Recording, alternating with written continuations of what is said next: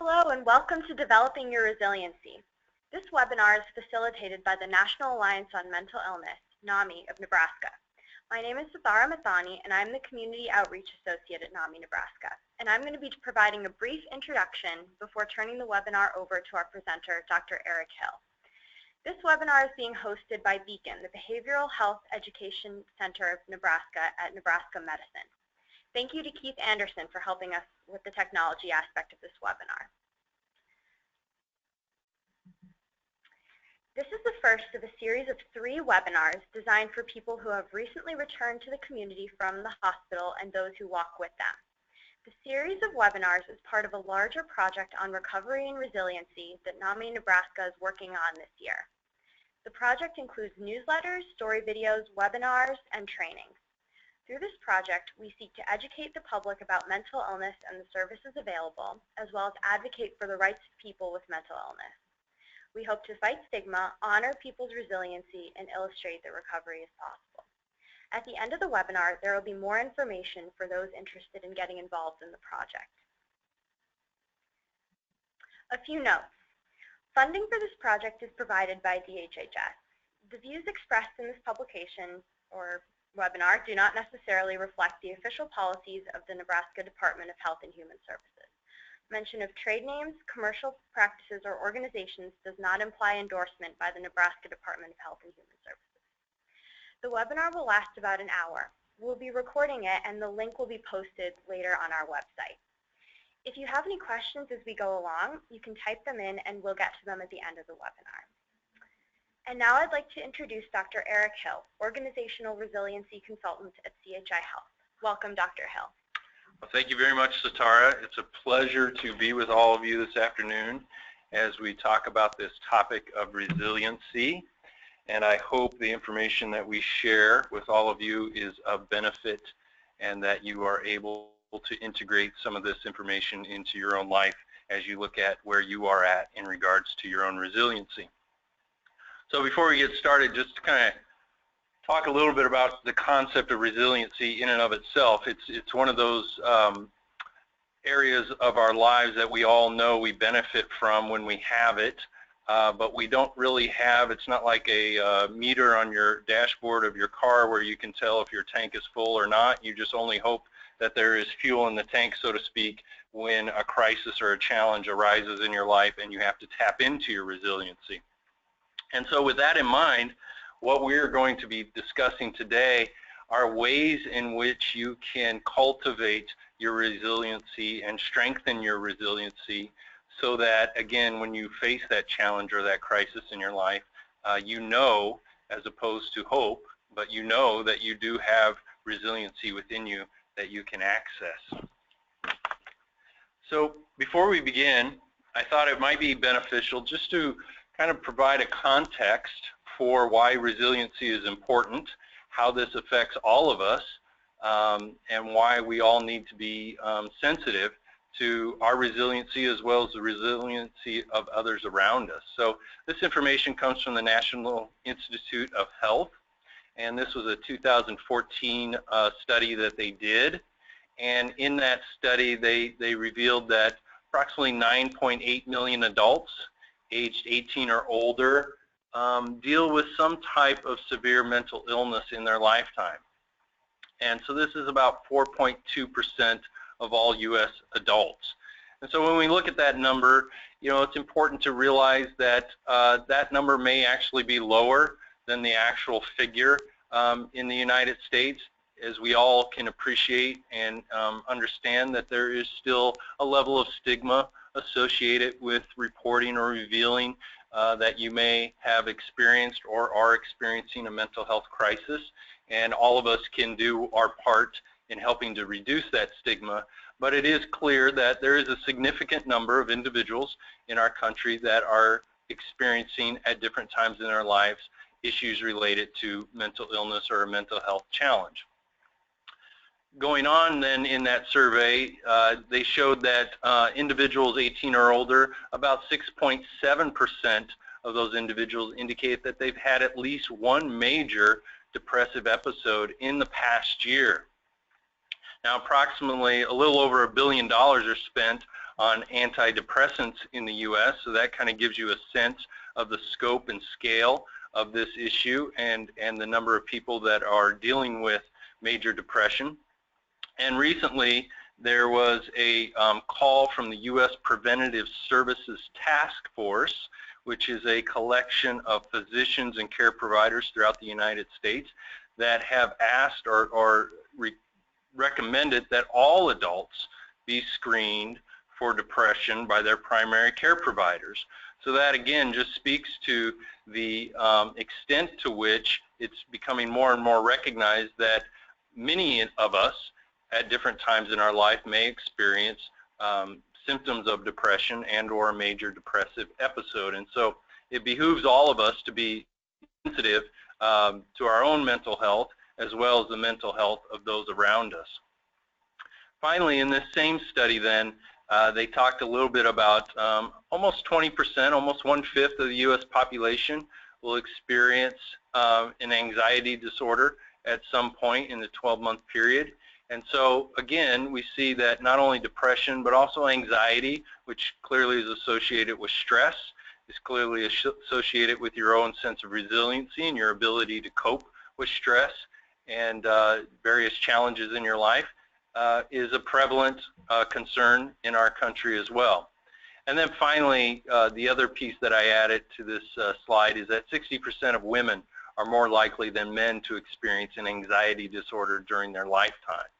Now, some of those gender differences are perhaps due to environmental concerns or pressures, the role differences between men and women, the expectations of women in society as opposed to men. Some of that may be biological in nature, so differences in neurochemicals in the brain as well as hormonal changes throughout the woman's lifetime that may contribute to anxiety as well. And so we see, again, not only are there gender differences, but there's also a prevalence of both anxiety and depression in the United States.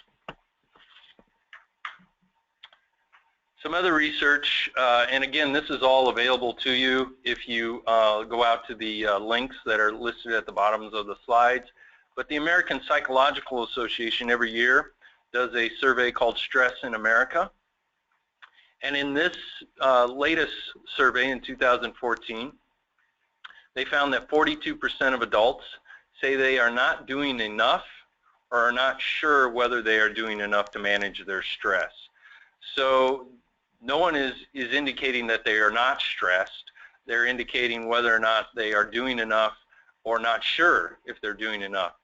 A couple of years ago, the APA did a similar survey, and their focus in that survey was on adolescents. And what was interesting about that survey is the adolescents reported that while they experience stress, they too are not clear on whether or not they are doing anything to address that stress. More importantly, they indicated that they did not have adult role models that were modeling how to effectively manage stress. And so you can begin to see a pattern if we have adolescents who are struggling with how to cope effectively with stress and not sure what tools or resources to use, and as they look to their adult role models or mentors or parents for advice, their parents and their mentors are also struggling with how to effectively deal with stress. And so we kind of see this pattern continue from generation to generation. Some of the most commonly reported sources of stress then, not surprisingly, money. So we know that in relationships oftentimes money or financial issues is a common source of stress between couples as well as individuals. And so 64% report that this is a very or somewhat significant source of stress. And almost equally number of individuals indicated that work was a common source of stress. And so, you know, when you think about your work life, it's not only the schedule and the hours you work, the type of work, but I think also we have to consider the relationships we have at work, because working with individuals who either you don't get along with or are difficult to work with, and yet you are required to work with them, that can be a constant source of stress. We know from the research on turnover that a common reason that people leave an organization or a job is the relationship they have with their supervisor or manager. And so depending on the quality of that relationship, that too may be a common source of stress. And then we saw that almost half of those responding to this survey indicated that the economy as a whole was a source of stress. And we don't need to remind ourselves of how the stock market started out this year, or how it's, how the economy has been really since 2008, 2009, when we kind of went through that Great Recession period. And so a lot of individuals who might still be looking for work are still trying to recoup many of the financial losses that they might have experienced during that period of time. And then finally, family responsibilities. There was some research not too long ago that indicated that individuals who are raising children oftentimes experience greater stress than their counterparts who don't have children. And while by all means I know, being a father myself, it's one of my greatest rewards and one of my greatest blessings, and I'm grateful to be a parent, I also know that being a parent comes with a host of stressors and challenges that individuals who perhaps aren't caretakers for children do not face. And so 47% said family responsibilities are also a significant source of stress. And then finally, personal health concerns, 46% indicating that their own personal health is a source of stress. And again, we recognize, especially in the mental health field, that we are becoming more and more sensitive to the effects of co-occurring or comorbidity type issues when you have chronic disease on top of mental health challenges. That really creates a significant crisis or challenge for the individual. And so, personal health in and of itself is a significant source of stress, but when you put it in the context of dealing with anxiety or depression, oftentimes as a result of your concerns about your personal health, that just adds to the burden, and all the more reason we need to take time to determine how resilient we are and what we can do to boost our resiliency. And then finally, in this survey, I wanted to just touch on what individuals saw as their most commonly reported symptoms of stress in the past month. And so you may recognize some of these in yourself or in others who you work with or are in relationship with. So when people are stressed, 37% of them indicate that they feel irritable or angry. The thing about those emotions is sometimes they lead us to do and say things that we would not normally do or say. They kind of take us away from our best self. And so 37% saying irritable or angry, while 35% indicated feelings of being nervous or anxious. And we'll talk a little bit about this in the upcoming slides, but again, whenever that anxiety rises, oftentimes it's associated with preoccupation of the future. So that sense, that what if concern, how is this going to play out? What's the end result? Am I ever going to get through this? I never thought this would happen to me, and now I don't know what to do. I don't know what my future looks like. So all of that can add to your sense of anxiety and feeling nervous. 34% then said lack of interest or motivation. So, as you read that statement, that kind of alludes to that depressive kind of state of mind that we can sometimes get into when we're experiencing stress.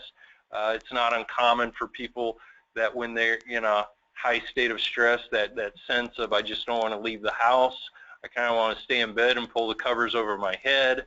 I'm just seeking some sort of refuge, and if there was a switch that I could flip to turn the world off, I would do it.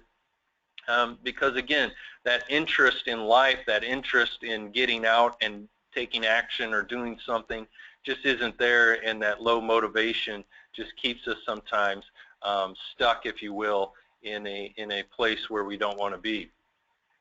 And that goes hand in hand then with 32% indicating that they feel fatigued. So again, if I don't have an appetite, if I'm feeling sleepy or restless, I may just feel a chronic sense of just being run down, just not feeling myself, just don't have the energy to do the things that I need to do. And in equal number, 32%, said feeling overwhelmed. So this is another common feeling when you're experiencing symptoms of stress. And then finally, depression or sadness, just that persistent feeling of sadness, of just getting the blues. When you look at slides of the brain, they actually, the electrical activity in the brain actually shows depressed activity, which shows up as blue on the MRI scans, and so hence we sometimes refer to it as having the blues, because quite literally your brain is blue, if you will. So with that as our context, we're going to give you an opportunity to share with us some of the things that both test your resiliency and some of the ways in which your symptoms of stress show up. And so I'm going to turn it over to Satara and let her pull up our first set of poll questions.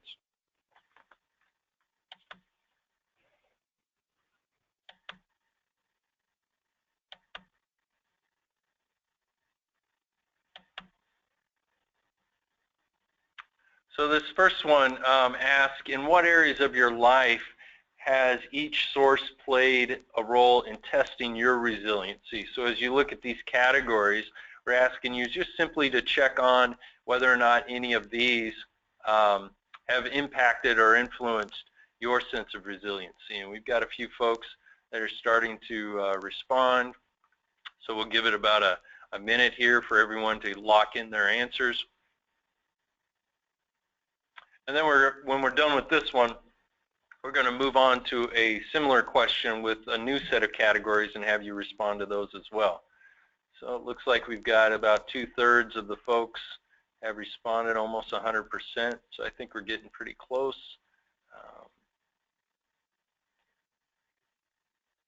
So we'll go ahead and finish out this question and kind of look at the results.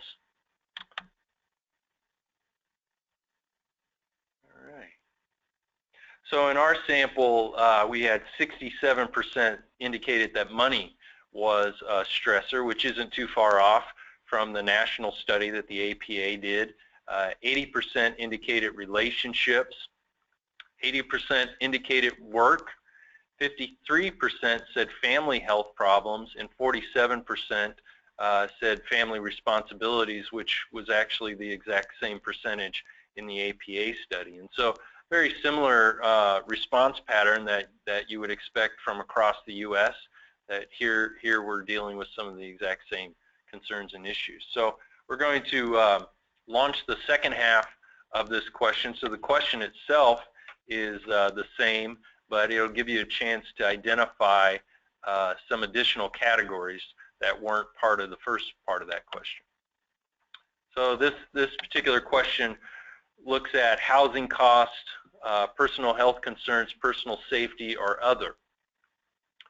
So again, thinking about in your life, those things that test your resiliency, if you will, how do these areas show up for you?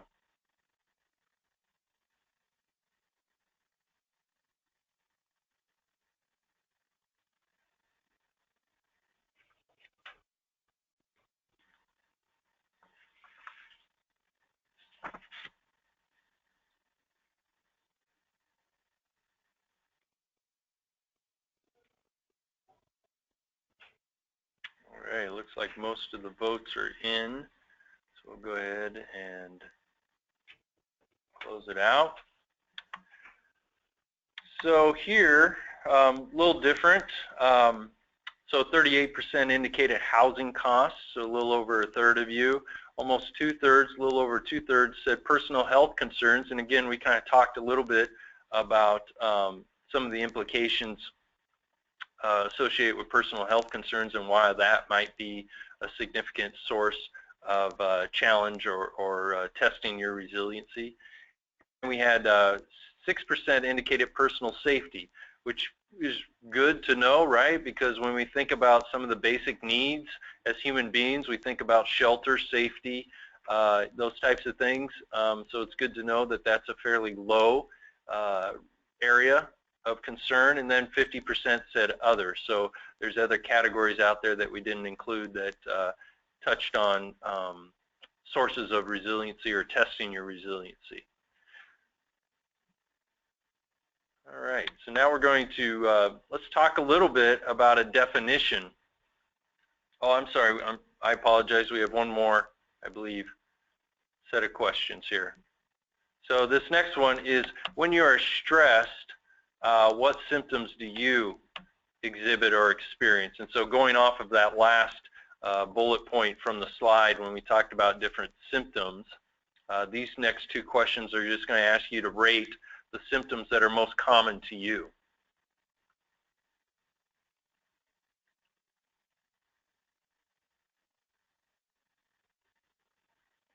So we have irritability and anger, we have nervous and anxious, lack of interest, and fatigued.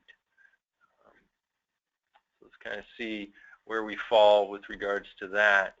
So here for our sample for today's discussion, almost 70% of you indicated irritable and angry is a very common symptom when you're stressed. 81% indicated nervous or anxious. So again, when we think about being nervous or anxious, oftentimes when we're stressed, it has a lot to do with the impending or unknown future that can increase our sense of anxiety. 44% said lack of interest, and then 75% fatigue. So again, those two kind of can go hand in hand sometimes. That fatigue can contribute to that lack of interest in various aspects of your life. And now we're going to close out this question. We're going to ask it one more time with some additional signs or symptoms for you to respond to. So here we have three more: overwhelmed, depressed, or other. So just kind of see if any of those apply to you as well or not. You might have already captured the primary symptom or feeling that you have.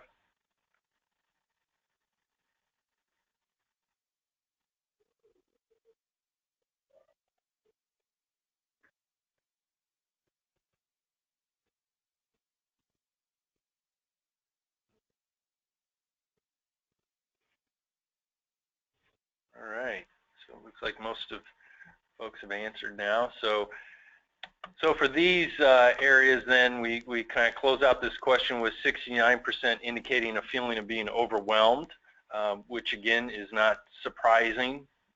When you're stressed, oftentimes it's the ability to cope, the circumstances that you're facing have kind of exceeded your ability to cope, which by definition is a feeling of being overwhelmed.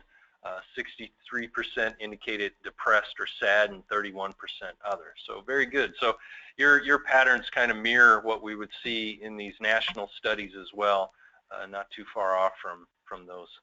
So let's go ahead and continue. So before we begin talking about specific things that you can do for yourself or steps that you can take to promote resiliency in your own life, I thought it'd be good just to take a moment and just ask, what is it that we actually mean by being resilient, or what does that mean to you? And of course, we all have our own definitions. We all have the academic literature that we could go to define resiliency from kind of a research point of view, but I thought it might be more useful to actually hear the words that people actually use. So one of the things that I have done in the work that I do on resiliency is just interview people and ask them, you know, what does it mean to be resilient? What does that mean to you? How do you know if you are? And so these are some of the phrases that people have shared with me. And one of the things I want to point out as we're going through this is you'll see that some of these phrases are kind of action-oriented or future-oriented. Some of them really speak to the importance of having some type of internal strength, some ability to persevere. And then others talk more about or allude to more of a recovery process, the ability to kind of regroup or to grieve, if you will, as you're dealing with a challenge. And so we see the ability to bounce back and springing forward. And so those two really talk about being able to move yourself forward out of a crisis with that future orientation, kind of having a sense of, I don't have to stay where I'm at, I need to take action, or I need to do something to move out of this crisis. The next one's coping with setbacks or recovering from difficulties. And so those two tend to speak a little bit to that kind of that grieving process that has to occur when you first experience that crisis, that loss, that challenge, that significant change, if you will, to your status quo. There's a bit of a grieving, a bit of a letting go. And then there's a need to kind of recover or regroup myself. I have to kind of reorient myself to my new reality, which wasn't there prior to that crisis or challenge. And then the last two, tough and determined, are being flexible. And so there's an adaptive quality, the ability to roll with the punches, if you will, that sense of having some kind of inner core strength or perseverance that allows me to continue to move forward even on those times or in those circumstances where I really don't want to move forward. And so these are all, again, quotes or comments that people have shared when they're asked, what does it mean to be resilient? So I would encourage you to take some time to reflect for yourself, what does that mean to you to be resilient? And then as you come up with your own definition, then I would encourage you to reflect on, so where am I at in regards to my own resiliency? So if this is what resilient is to me, then where am I at right now, today, in regards to my own resiliency? So now we're going to talk a little bit about things that you can do to cultivate resiliency. So as I mentioned before, resiliency is one of those things that I think by our very nature we assume that we have it. We assume that it's available to us. We're not able to necessarily look at a gauge to say whether or not our tank is completely full, half full, or a quarter full. So the best we can do is we can expect that it would be there if we, in fact, reach a point in our lives where we experience a crisis or a challenge.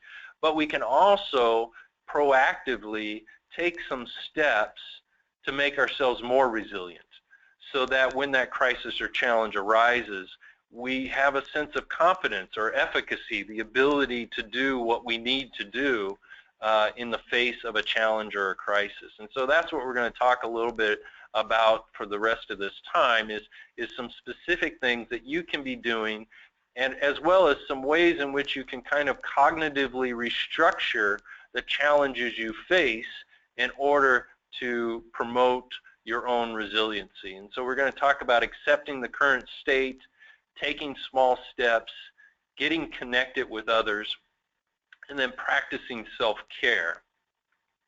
And with that in mind, we are going to do our next set of poll questions. And what we're looking for here is to get a sense from all of you, what do you currently do to deal with life stresses? How do you currently manage that for yourself? So here are some common steps or tools, resources that people rely on to cope with stress. And we're going to ask you to respond and just indicate, do any of these resonate with you? And there's going to be a series, I think, of 3 of these questions, each one with a different set of categories. So some of these in any one of these questions may not apply to you, and then others on the other set of questions may define what you do.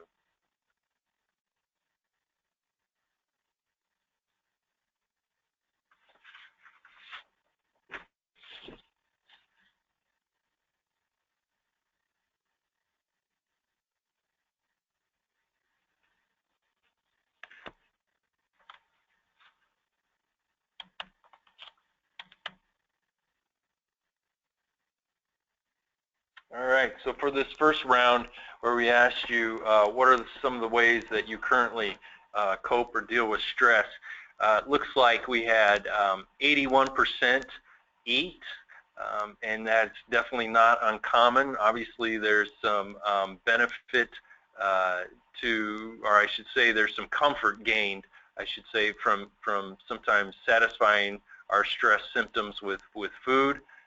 There's 63% said watch television, so it's not uncommon again for us to, when I talked earlier about trying to shut the world out, sometimes just watching some television is a way that we sometimes cope with stress that we're experiencing.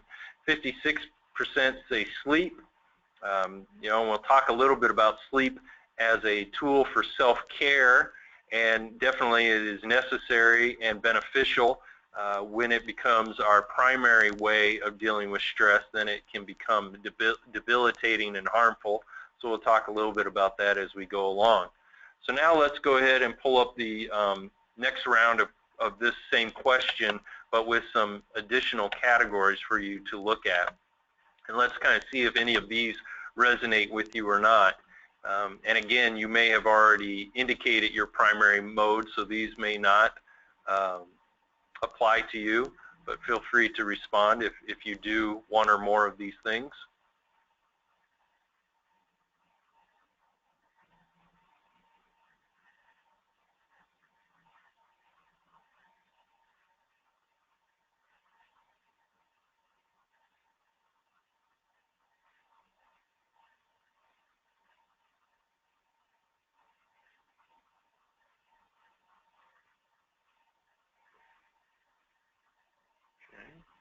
Looks like we're getting most of the folks to respond, so we'll go ahead and close this one out.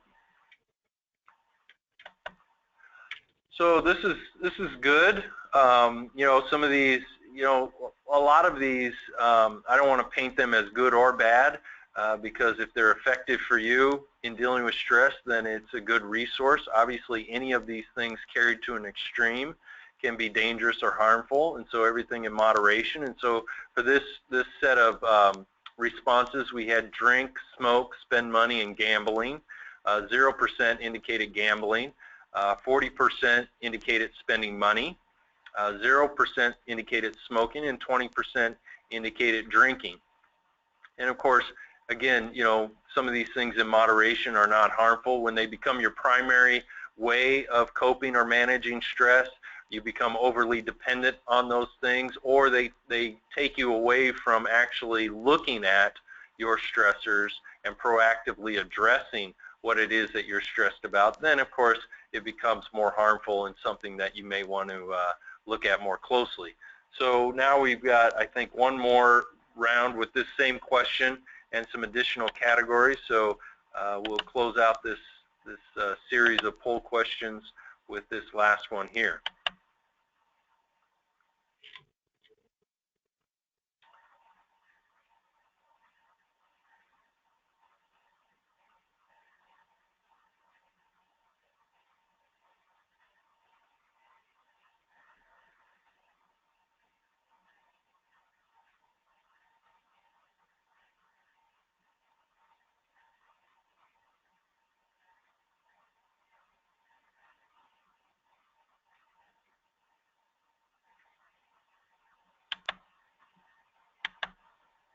All right, very good. So in this case, 53% of you indicated exercise, which has been proven time and time again as a major source or resource for reducing stress. 67% indicated prayer, and 100% indicated talk to family or friends. And we're going to talk about all of these things a little later when we talk about practicing self-care. Each one of these has research behind it that shows the benefits of engaging in them. And so it's good to see that those of you that are participating are taking advantage of these tools as well. So let's go ahead and talk about these 4 items then that I have up on the slide, and we'll start with accepting the current state. So what exactly does that mean when we talk about accepting the current state? What we know, just from our own experiences, is that life in and of itself is unpredictable, that we can plan for our future and we can plan for what we would like life to be, the experience that we want, but we also know that there's a level or a degree of unpredictability to what life offers. And so when we talk about accepting the current state, oftentimes our resiliency is diminished, our stress, anxiety is increased when we are in a position where we are attempting to recreate the past. So if you experience a major mental health crisis, if you experience an accident that compromises your physical well-being, if you experience a setback in pursuing a significant goal or something that you want to do in your life, it can be devastating. It can be difficult to cope with. It can be challenging. What happens oftentimes when people are not resilient or who decrease their resiliency is they attempt to try to go back and live the life that they had before that challenge or crisis. They want things to be the way they used to be. And there's all kinds of good reasons, you know, when you think about your emotional connections and the ties you have and the memories that you've created, and the vision really that you had for your life.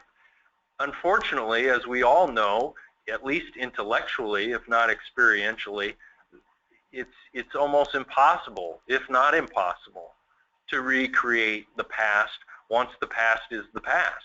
Once things happen, things that are sometimes out of your control, the best we can do is learn from it, identify what we can take with us into the future, and identify ways to grow and develop from it. And so accepting the current state is really critical to your sense of resiliency. And when I find myself in a crisis or a challenge, what hurts me is to ruminate or feel remorse for the past or ruminate or predict what the future will be. And so what I really need to do is just acknowledge that this is where I'm at this point in time, recognizing that now, this moment in time, is not forever, that this moment that I'm at right now will eventually become something different as I move forward. And so I accept the current state, and more importantly, I take action to plan for a different future based on what I know, based on what I've learned. And I can do that by asking myself, what is the next right step? The great thing about asking yourself that question is that it immediately positions your thinking in the present moment. Because in order to ask what is the next right step, I have to be clear about where I'm at in the present moment. The other great thing about this question is it only focuses on the next right step. So as we talked about earlier, some of the anxiety that we feel when we're getting overwhelmed with the sense of where's my future and what's going to happen next, I don't always have to be too concerned about all of that if I just focus on, let me just focus on the next right step. And we're going to talk a little bit about the benefits of that and why that's important. I do want to just point out that some of what I'm sharing on this particular slide can be found in a book by Rick Hansen called Just One Thing. So you might find that benefit to you as well. So I mentioned this idea of what is the next right step. And so I want to take a little bit of time to elaborate on that and talk a little bit about taking small steps. So I think we can all appreciate that our brain is wired to protect us, right? And so a lot of the functions of the brain, whether they be making sure that we breathe without thinking about it, whether it's making sure our heart and our lungs work without us having to consciously think about it, or whether it is helping us to detect and identify threats in our environment. All of these things combined are part of what the brain does in order to protect us. Unfortunately, that does not necessarily mean that the brain always gets it right. That does not necessarily mean that every threat that the brain detects is truly a threat. And so as human beings, we have, over the years of our development, managed to sometimes create threats where there are none.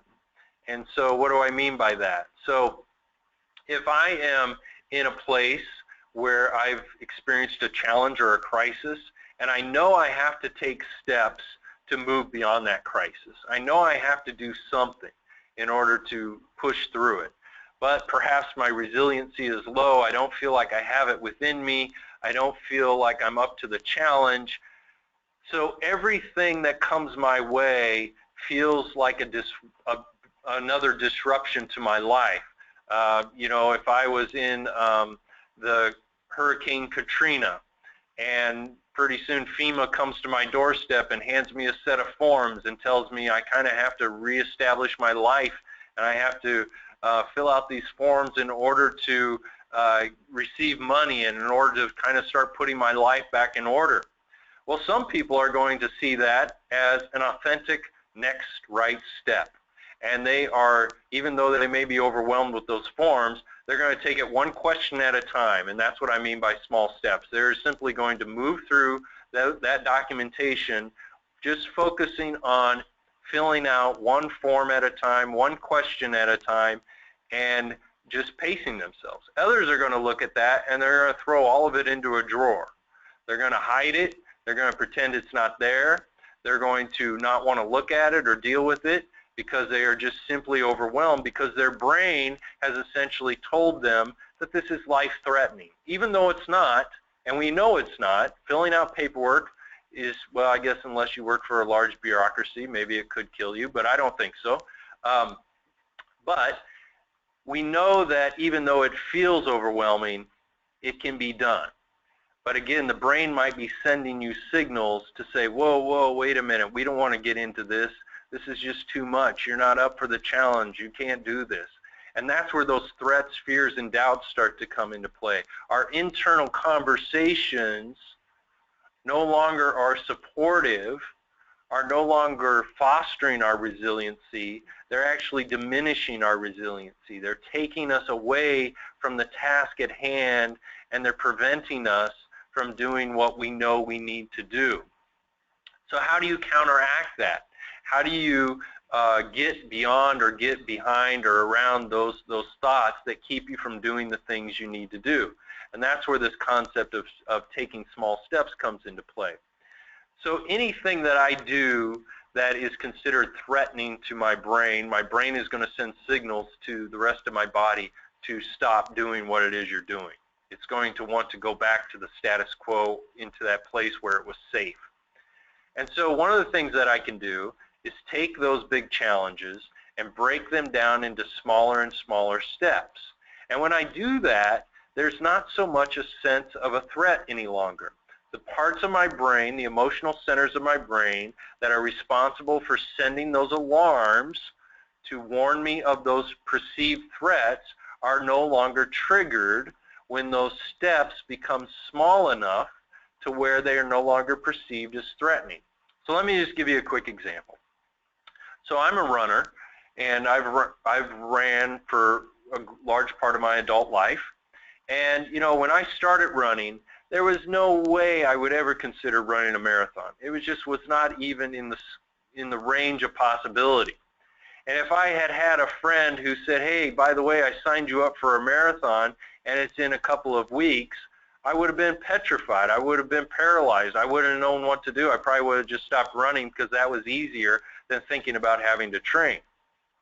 However, if my friend was willing to partner with me and said, you know what, I know you haven't been running that long, so we're not even going to focus on a marathon. We're just going to focus on running a half a mile and then walking for a mile. We're going to focus on walking around the block once and running around the block once. We're going to focus on marching in place, or just walking down to the mailbox, or taking the stairs instead of the elevator. So I'm just giving you a variety of examples of where, depending on where I was at, we're just going to break this down into really small steps. And so if you'd ask me, well, can you run 5 miles? I may say absolutely not. But if you ask me, can you march in place, or are you willing to walk around the block once?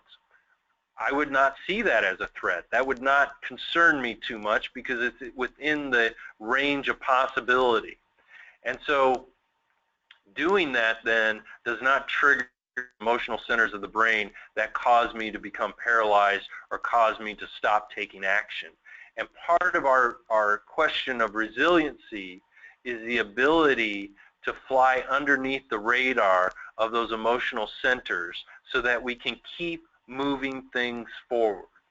And the way in which we fly under the radar is we take what appears to be overwhelming and we slowly, consistently, and persistently break those things down into smaller and smaller pieces so that we can eventually take on the challenge of completing each one with a sense of being focused and intentional without feeling overwhelmed by any of it.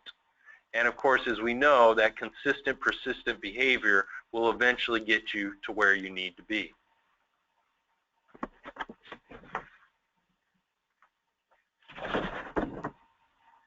So, the last two things I want to talk about relate to both our own self-care and the support we receive from others. So I always, when I'm doing presentations, I remind people that when we're talking about resiliency, there's really two ways to promote your own resiliency.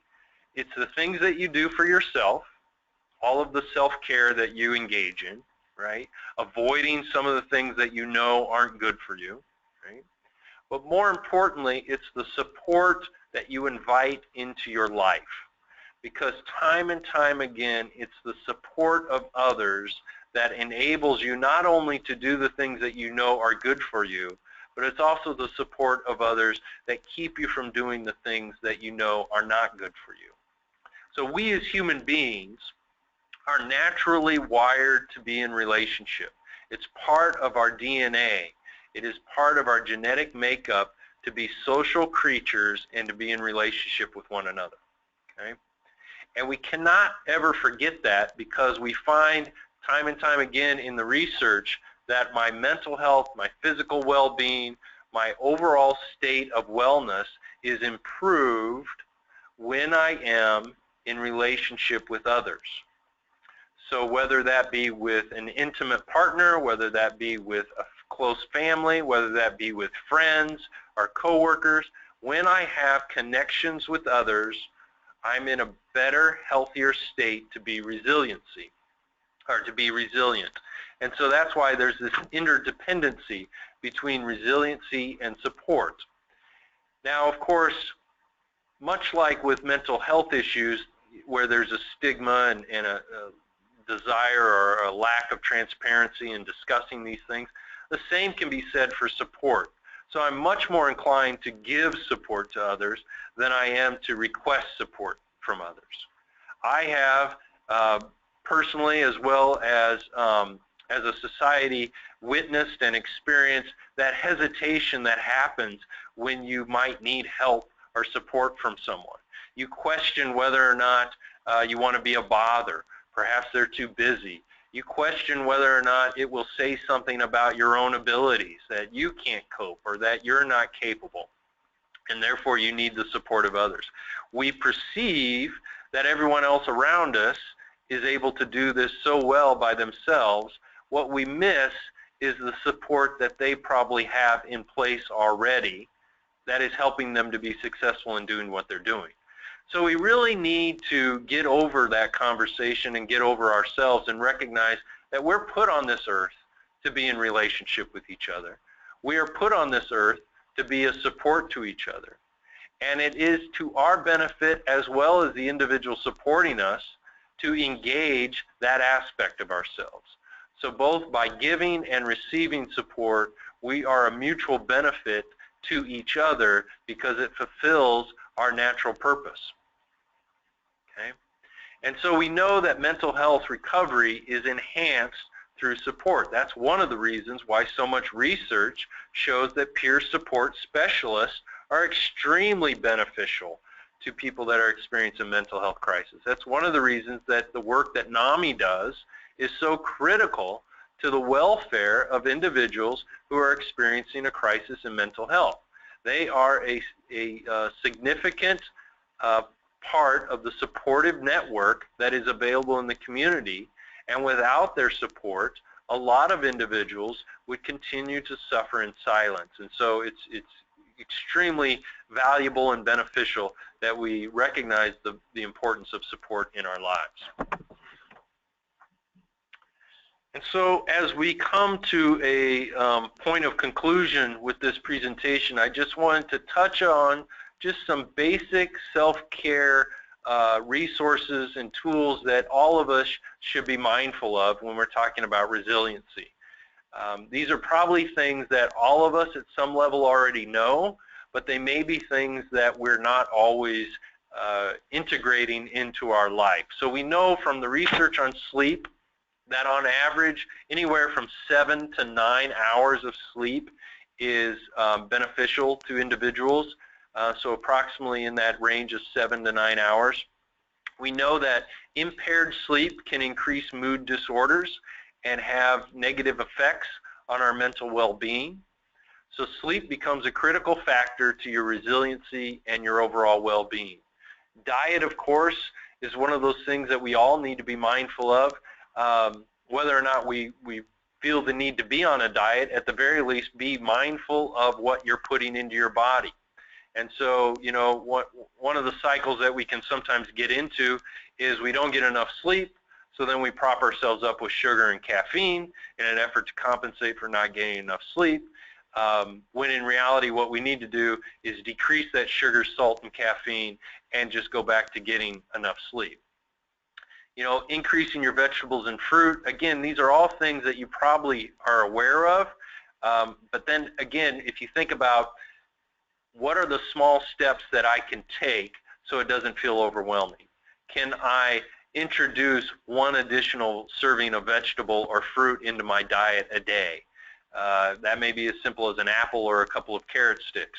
You know, can I switch from white bread to whole grains, right, to wheat bread? We may say, well, I don't like the taste of wheat bread.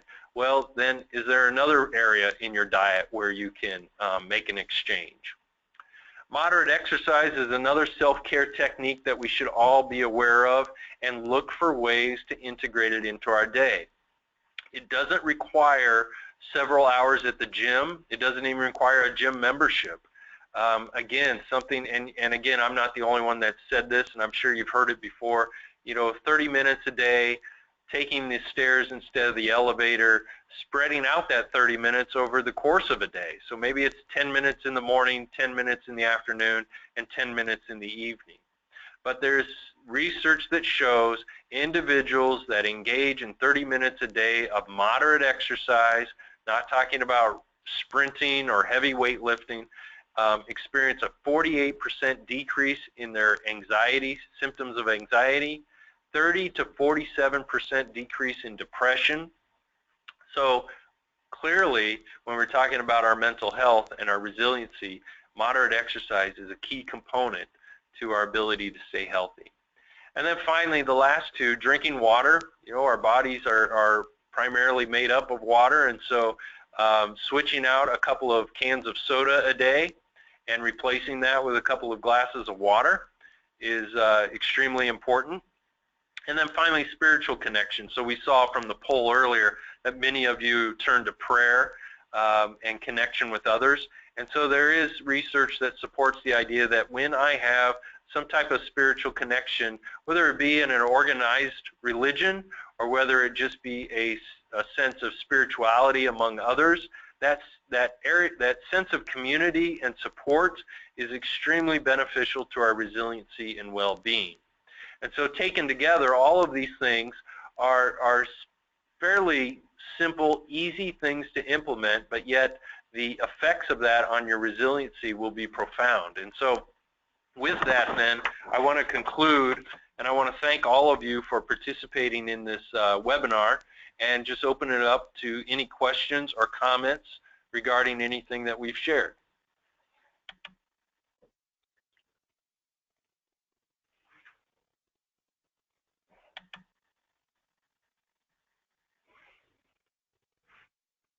So if you have any questions, feel free to type them in, and we will respond.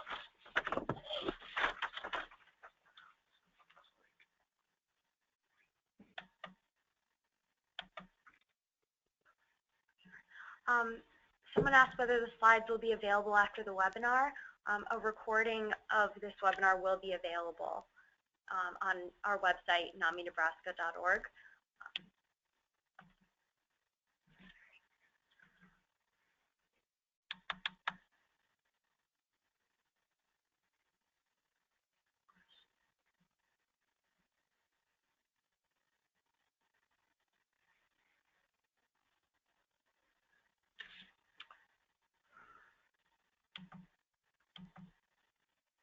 Does not look like we have any other questions.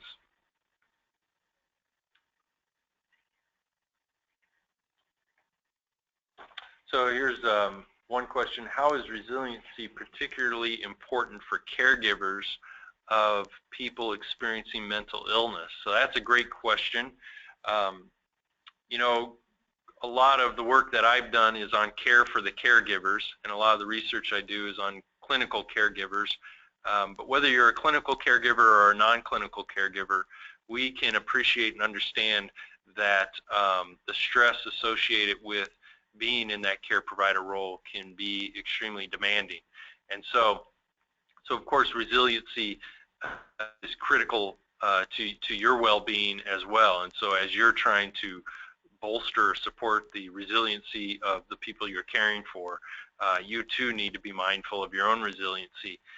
And that's, you know, oftentimes where that issue of support comes into play. So are you willing to and able to invite support of others? And sometimes we have these conversations that, well, I don't have any support. You know, reaching out to an agency like NAMI, reaching out to your church, reaching out to other organizations to see if there is something or someone available for you. I can speak at our church. We use a program called Stephen Leaders, and these are individuals that sit with individuals who may be going through a challenge or crisis to pray with them, to support them, so that they have a listening ear. I also know that there's respite type care in the community where you can have an opportunity to have a break for yourself. And so, you know, really the first step is just overcoming your own hesitancy to invite support, and then take steps to identify where that support is available.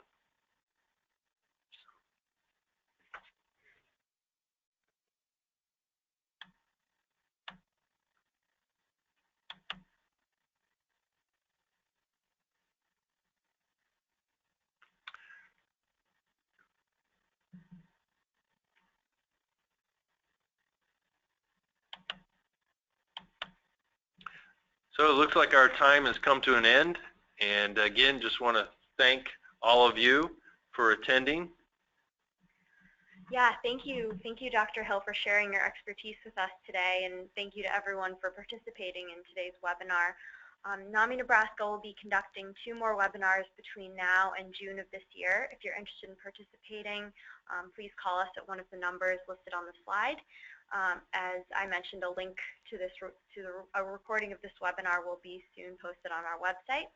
Thank you very much, and have a great rest of your day.